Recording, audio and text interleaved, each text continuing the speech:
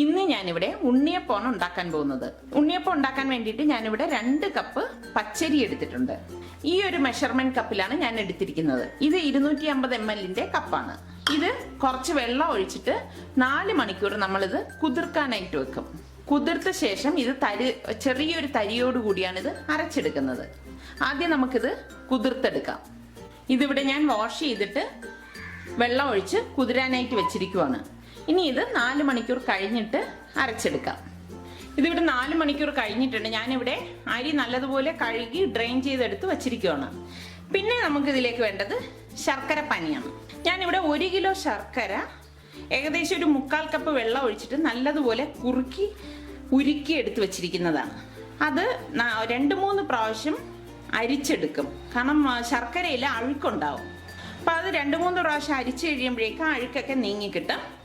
പിന്നെ നല്ലതുപോലെ തണുത്തിട്ട് ഞാൻ ഇതുപോലൊരു ബോട്ടിലാക്കിയിട്ട് ഫ്രിഡ്ജിൽ സൂക്ഷിക്കുകയാണ് ചെയ്യുന്നത്. അങ്ങനെ ചെയ്യുമ്പോൾ നമുക്ക് എളുപ്പമാണ്. ഇതുപോലെ ഉണ്ണിയപ്പോ നെയ്യപ്പോ ഒക്കെ ഉണ്ടാക്കിയെടുക്കുമ്പോൾ നമുക്ക് ഈ ശർക്കര പാനി ഉപയോഗിക്കാൻ പറ്റും. ഇത് നമ്മൾ കുറുക്കി തന്നെ ഉരുക്കിയെടുക്കണം. തീരെ വെള്ളം പോലെ ആയിക്കഴിഞ്ഞാൽ നന്നായിട്ട് അരച്ചെടുക്കാൻ നമുക്ക് പറ്റത്തില്ല. ഇത് ഞാൻ മിക്സിയിൽ എടുക്കുമ്പോഴേക്ക് എത്ര അളവ് ശർക്കര പാനി ചേർക്കണം എന്നുള്ളത് പറയാം. ഉണ്ണിയപ്പം ഉണ്ടാക്കാൻ വേണ്ടിയിട്ട് പിന്നെ വേണ്ടത് പാളയംകോടൻ പഴമാണ്. ഈ പാളയംകോടൻ പഴം ഞാനിവിടെ 2 എണ്ണം എടുത്തിട്ടുണ്ട്. ഇത് ചെറുതായതുകൊണ്ട് ഞാനിവിടെ 2 എണ്ണം എടുത്തിരിക്കുന്നത്. ഒരുപാട് പഴം നമ്മൾ ഈ ഉണ്ണിയപ്പം ഉണ്ടാക്കാൻ വേണ്ടിയിട്ട് എടുക്കണ്ട. കാരണം ഒരുപാട് പഴം നമ്മൾ ഇതിലേക്ക് ഇടുമ്പോഴേക്ക് പിന്നെ നമ്മൾ ഈ ഉണ്ണിയപ്പത്തിന് വേണ്ടി എണ്ണയിലേക്ക് കോരി ഒഴിക്കുമ്പോഴേ ഉണ്ണിയപ്പം എണ്ണ കുടിക്കാൻ സാധ്യത കൂടുതലാണ്. അതുകൊണ്ട് പഴം ഒരുപാട് ചേർക്കണ്ട. ഒരെണ്ണവും ഇതുപോലെ ചെറുതാണെങ്കിൽ 2 എണ്ണം വരെ ചേർക്കാം. ഞാനിവിടെ 2 പഴമാണ് ചേർക്കുന്നത്. അത് ഈ ഉണ്ണിയപ്പം ഉണ്ടാക്കാൻ വേണ്ടി നമ്മൾ ഈ പാളയംകോടൻ പഴം തന്നെ ഉപയോഗിക്കണം. കാരണം ഈ പഴത്തിന് ചെറിയൊരു പുളിപ്പുണ്ട്. എന്നാൽ മാത്രമേ ഉണ്ണിയപ്പത്തിന് ടേസ്റ്റ് കിട്ടത്തുള്ളൂ. ഞാൻ മറ്റു പഴങ്ങളൊക്കെ ഇട്ടിട്ട് ഉപയോഗിച്ച് നോക്കിയിട്ടുണ്ട്. അതിന് നമ്മളുടെ നാട്ടിലുണ്ടാക്കുന്ന ആ ഉണ്ണിയപ്പത്തിന്റെ ടേസ്റ്റ് കിട്ടത്തില്ല. കറക്റ്റായിട്ടുള്ള ഉണ്ണിയപ്പത്തിന്റെ ടേസ്റ്റ് കിട്ടണമെങ്കിൽ നമ്മൾ ഈ പാളയംകോടൻ പഴം തന്നെ വാങ്ങിയിട്ട് ഉണ്ടാക്കുന്നതാണ് ടേസ്റ്റ് കൂടുതൽ. ഇപ്പൊ ലുലുവിലും ബക്കാലകളിലും ഒക്കെ നമുക്ക് പാളയംകോടൻ പഴം വാങ്ങിക്കാൻ കിട്ടും. അതുകൊണ്ട് ഇപ്പൊ ഈ പഴം കിട്ടാൻ ബുദ്ധിമുട്ടൊന്നുമില്ല. ഈ പഴം ഇടുമ്പോഴാണ് ഉണ്ണിയപ്പത്തിന് ടേസ്റ്റ് കൂടുതൽ കിട്ടുന്നത്. മിക്സിയുടെ ജാർ എടുത്തിട്ട് ഇതിലേക്ക് ഈ പച്ചരി ഇട്ട് കൊടുക്കാം.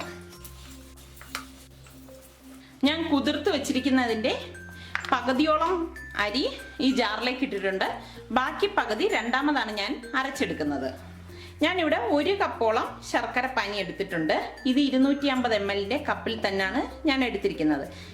ഈ 1 കപ്പ് ശർക്കര പാനി ഞാൻ ഇതിലേക്ക് ഒഴിച്ചിട്ട് ഇത് അരച്ചെടുക്കാൻ പോവുകയാണ് ചെയ്യുന്നത്. രണ്ടാമത് അരയ്ക്കുന്ന ഇതിലും ഞാൻ ഇതുപോലെ തന്നെ 1 കപ്പ് ശർക്കര പാനി ഒഴിച്ചിട്ട് അരച്ചെടുക്കും. ഇനി മധുരം കുറവ് മതി എന്നുള്ളവര് ഈ ശർക്കര പാനി ഒഴിക്കുന്നതിന്റെ അളവൊന്ന് കുറച്ചാൽ മതി. ഞാനിവിടെ അപ്പോൾ ടോട്ടൽ 2 കപ്പ് ശർക്കര പാനി ഈ 2 കപ്പ് മാവിന് വേണ്ടി ഞാൻ എടുക്കുന്നുണ്ട്. ഇതിവിടെ അരിയും 1 കപ്പ് ശർക്കര പാനിയും കൂടി ഒഴിച്ചതാണ്. ഇത് ഇനി ചെറിയ തരിയോടുകൂടി അരച്ചെടുക്കണം. നല്ല മഷി പോലെ അരയ്ക്കേണ്ട ആവശ്യമില്ല. റവയുടെ തരിയില്ലേ, അതുപോലെ ഇതൊന്ന് അരച്ചെടുക്കാം. ഇതിവിടെ ഞാൻ അരച്ചെടുത്ത് വെച്ചിട്ടുണ്ട്. ഈ ഒരു പരുവത്തിൽ വേണം നമ്മളിത് അരച്ചെടുക്കേണ്ടത്. ചെറിയൊരു തരി വേണം, കണ്ടോ? തീരെ മഷി പോലെ അരയേണ്ട ആവശ്യമില്ല. ഇനി ഇതിനെ ഒരു ബൗളിലേക്ക് ഒഴിച്ചു കൊടുക്കാം. ബാക്കിയിരിക്കുന്ന അരിയും ഇതുപോലെ ഇട്ടിട്ട് 1 കപ്പ് ശർക്കര പാനി ഒഴിച്ച് ഇതൊന്ന് അരച്ചെടുക്കാം.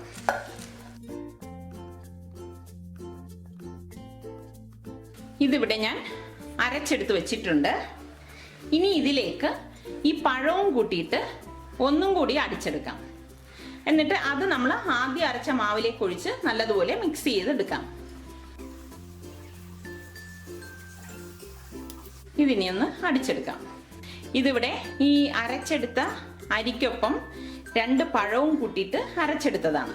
ഇനി ഇത് ആദ്യം അരച്ചു വെച്ചിരിക്കുന്ന ഈ മാവിലേക്ക് ഒഴിച്ചു കൊടുക്കാം. ഇനി ഇതെല്ലാം കൂട്ടിയിട്ട് നല്ലതുപോലെ ഒന്ന് മിക്സ് ചെയ്ത് കൊടുക്കാം. കണ്ടോ? ഈ ഒരു സ്ട്രക്ചറാണ് നമുക്ക് വേണ്ടത്. ഒരുപാട് ലൂസായി പോകരുത് ഉണ്ണിയപ്പത്തിന് അരയ്ക്കുമ്പോഴേക്ക്. അത് പ്രത്യേകം ശ്രദ്ധിക്കണം. ഞാനിവിടെ കട്ടിക്കാണ് ശർക്കര പാനി എടുത്തത്. അതാണ് ഞാൻ 2 കപ്പ് ചേർത്ത് അരച്ചെടുത്തത്. നല്ലതുപോലെ ഇത് ഇളക്കി യോജിപ്പിച്ചെടുക്കണം. പിന്നെ ഇതിലേക്ക് വേണ്ടത് ഏലക്കാപ്പൊടിയാണ്.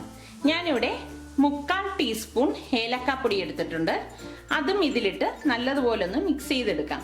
കാരണം അതിൻ്റെ ഫ്ലേവർ കിട്ടാൻ വേണ്ടിയിട്ടാണ് ഞാനിവിടെ ആദ്യം തന്നെ ഏലക്കാപ്പൊടി ചേർക്കുന്നത്. ഇനി ഇത് അടച്ച് ഏകദേശം ഒരു 6-7 മണിക്കൂർ മാറ്റി വെക്കാം. ഇത് ഫെർമെന്റ് ചെയ്യാനാണ് നമ്മൾ അങ്ങനെ ചെയ്യുന്നത്. 6-7 മണിക്കൂർ കഴിഞ്ഞ ശേഷമാണ് നമ്മൾ ഇതെടുത്തിട്ട് ഉണ്ണിയപ്പം ഉണ്ടാക്കുന്നത്. ഇതിൽ ഞാൻ വേറൊന്നും ചേർത്തിട്ടില്ല. അരിയും ശർക്കരയും പഴവും മാത്രമേ ഉള്ളൂ. പിന്നെ ചേർത്തത് ഏലക്കാപ്പൊടിയാണ്. ഇനി ലാസ്റ്റ് നമ്മളിത് ഫ്രൈ ചെയ്തെടുക്കാൻ സമയത്ത് ഞാൻ കുറച്ച് തേങ്ങ വറുത്തിട്ട് ചേർക്കുന്നുണ്ട് ഇതിൽ. അതിപ്പോൾ ചേർക്കത്തില്ല, അത് ഫ്രൈ ചെയ്തെടുക്കുന്ന സമയത്ത് മാത്രമേ ഞാൻ ചേർക്കത്തുള്ളൂ. ഇതിനി ഒരു 7 മണിക്കൂർ മാറ്റി വെക്കാം. പിന്നെ വേണ്ടത് കൊപ്ര അരിഞ്ഞതാണ്. ഞാനിവിടെ ഏകദേശം ഒരു 1/2 കപ്പ് ചെറുതായിട്ട് അരിഞ്ഞെടുത്ത് വെച്ചിട്ടുണ്ട്. ഇതൊക്കെ ഓരോരുത്തരുടെ ഇഷ്ടത്തിനനുസരിച്ച് ഇതിൻ്റെ അളവ് കൂട്ടുകയും കുറയ്ക്കുകയൊക്കെ ചെയ്യാം. ഇനി ഇത് ഇട്ടില്ല എന്ന് കരുതിയിട്ടും പ്രശ്നമൊന്നുമില്ല. ഞാനിവിടെ ഏകദേശം ഒരു 1/2 കപ്പ് ചെറുതായിട്ട് അരിഞ്ഞ് എടുത്തു വെച്ചിട്ടുണ്ട്. ഇതിനി നെയ്യിൽ വറുത്തിട്ട് അത് നെയ്യോടുകൂടി തന്നെ ഈ കലക്കി വെച്ചിരിക്കുന്ന മാവിലേക്ക് ഒഴിക്കുകയാണ് ചെയ്യുന്നത്. തേങ്ങ വറുക്കാൻ വേണ്ടിയിട്ട് ഒരു പാൻ വെച്ചിട്ട് ഞാൻ ഇതിലേക്ക് 3 ടീസ്പൂൺ നെയ്യ് ഇട്ട് കൊടുക്കുകയാണ്. ഇതിലേക്ക് ഈ ചെറുതായിട്ട് അരിഞ്ഞു വെച്ചിരിക്കുന്ന തേങ്ങ ഇട്ടിട്ട് വറുത്തെടുക്കാം. ഇതിവിടെ ഗോൾഡൻ കളറിൽ ഫ്രൈ ആയി വന്നിട്ടുണ്ട്. ഇനി ഇത് ഗ്യാസ് ഓഫ് ചെയ്തിട്ട് നമ്മൾക്ക് കലക്കി വെച്ചിരിക്കുന്ന മാവിലേക്ക് ഒഴിച്ചു കൊടുക്കാം. ഇതിവിടെ 7 മണിക്കൂർ കഴിഞ്ഞിട്ടുണ്ട്. ഇതിലേക്ക് 1/4 ടീസ്പൂൺ സോഡാപ്പൊടി ഇട്ട് കൊടുക്കാം. 1/4 ടീസ്പൂണാണ് ഞാൻ സോഡാപ്പൊടി ചേർക്കുന്നത്. ഇനി ഇതൊന്ന് ഇളക്കി കൊടുക്കാം. ഇളക്കിയ ശേഷം നമ്മൾ ഈ ഫ്രൈ ചെയ്ത് വെച്ചിരിക്കുന്ന തേങ്ങയും നെയ്യും കൂട്ടി ഇതിലേക്ക് ഇട്ടിട്ട് നല്ലതുപോലെ മിക്സ് ചെയ്തെടുക്കാം. ഇനി കരിഞ്ജീരകത്തിന്റെ ടേസ്റ്റ് ഇഷ്ടമുള്ളവർക്ക് ഇതിലേക്ക് കുറച്ച് കരിഞ്ജീരകം കൂടി ചേർക്കാവുന്നതാണ്. ഞാൻ ഇതിലേക്ക് ഇപ്പോൾ കരിഞ്ജീരകം ഒന്നും ചേർക്കുന്നില്ല. ഈ ഫ്രൈ ചെയ്ത് വെച്ചിരിക്കുന്ന തേങ്ങ മാത്രമേ ചേർക്കുന്നുള്ളൂ. ഇനി നമുക്കിത് കോരി ഒഴിച്ച് ചുടുന്ന എങ്ങനെയാണെന്ന് നോക്കാം. ഉണ്ണിയപ്പം ഉണ്ടാക്കാൻ വേണ്ടിയിട്ട് ഞാനിവിടെ ഒരു ഉണ്ണിയപ്പ ചട്ടി എടുത്തിട്ടുണ്ട്. ഇതുപോലുള്ള കുഴിയുള്ള ചട്ടിയാണ് നമ്മൾ ഉണ്ണിയപ്പം ഉണ്ടാക്കാനായിട്ട് എടുക്കുന്നത്. ഞാനിവിടെ മറ്റൊരു ഇരുമ്പ് ചട്ടിയും ചൂടാക്കുവാണ്.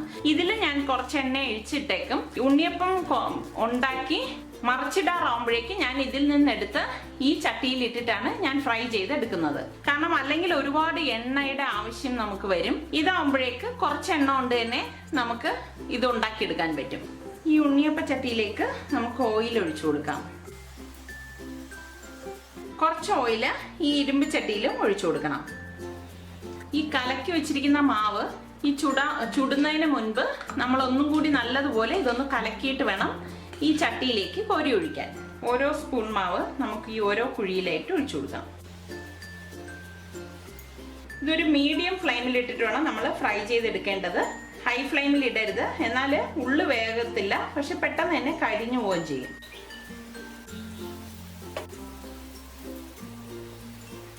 സൈഡ് റെഡി ആകുമ്പോഴേക്ക് പതുക്കെ ഒന്ന് മറിച്ചിട്ട ശേഷം മറ്റേ ചട്ടിയിലിട്ട് നല്ലതുപോലെ ഫ്രൈ ചെയ്തെടുക്കാം. ഇനി ഇത് നമുക്ക് ഈ ചൂടായ എണ്ണയിലിട്ട് ഫ്രൈ ചെയ്തെടുക്കാം.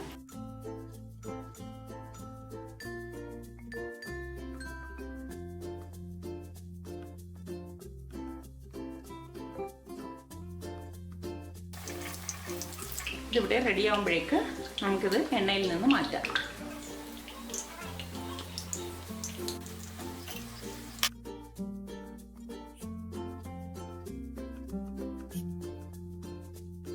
ഇതുപോലെ ഈ ഇരിക്കുന്ന മാവെല്ലാം നമുക്ക് ഇതിലേക്ക് കോരി ഒഴിച്ച് ചുട്ടെടുക്കാം. ഓരോ പ്രാവശ്യവും നമ്മൾ മാവ് എടുക്കുമ്പോഴേക്ക് ഒന്ന് കലക്കിയിട്ട് വേണം മാവ് എടുക്കേണ്ടത്.